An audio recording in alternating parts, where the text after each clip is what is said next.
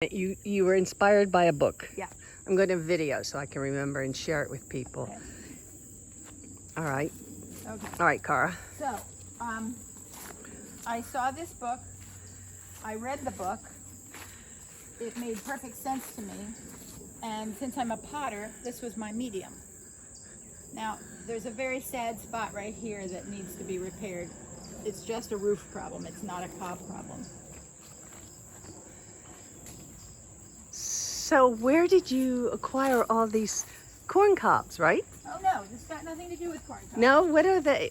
This is actually adobe, but you don't have to make bricks out of it. But why do they call it a cob? Oh, I will tell you that as well. Oh my gosh, this is so amazing.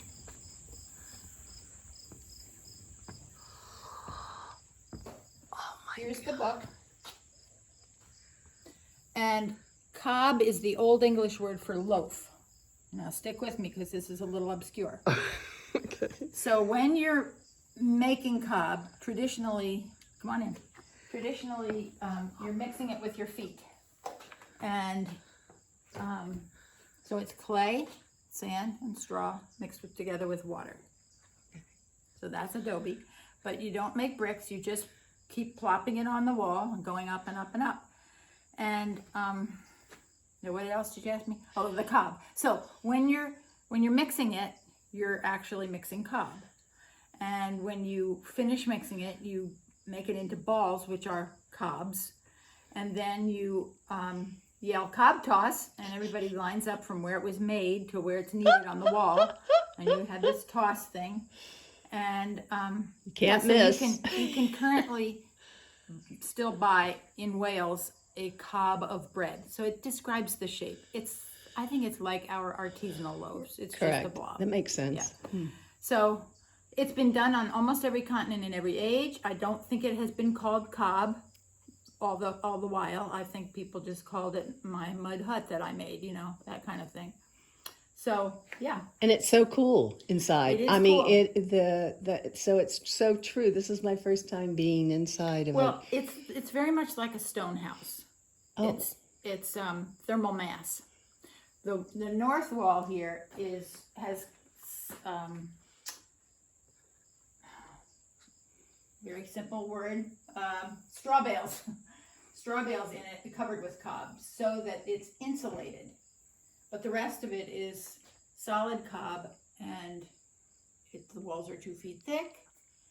And the thing that, the question people have is, wait a minute, why doesn't it melt in the rain? Because it really is just mud. So what keeps, how old is the house? I started it in 2003, and it got finished maybe in 2006 or 7. So it's been around. And what about the rains? Because you all have had a lot of rains and wind. Yeah, and remember I told you that the problem out there was the roof, not the cob. So the roof has a 2.5 foot overhang so that rain is never raining down on the wall. It can drive a little bit, but the walls are 2 feet thick, so it dries out. And there's a small stone wall at the base. You want to come out and see that?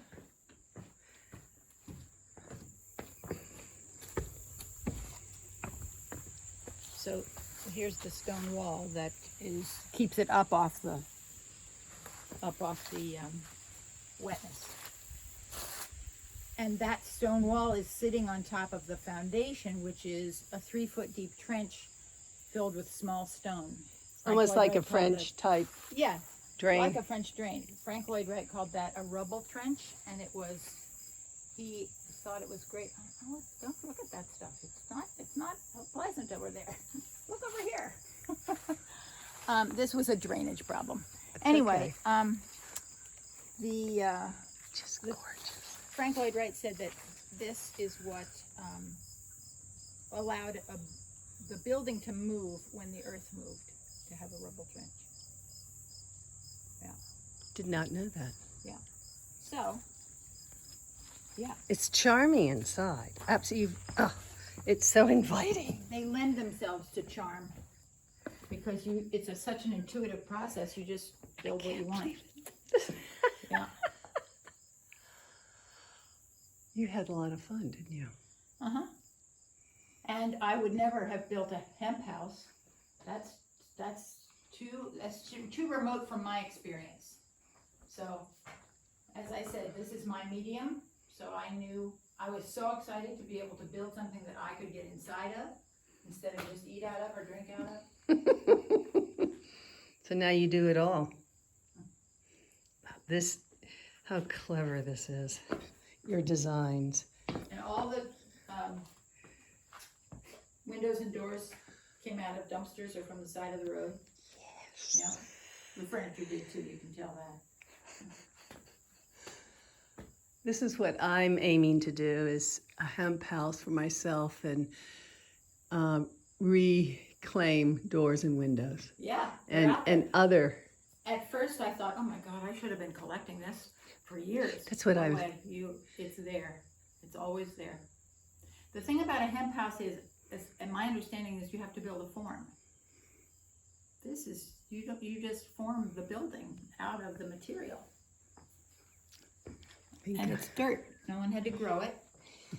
Wasn't this what a lot of the indigenous and For other... on almost every continent except Antarctica and the Arctic,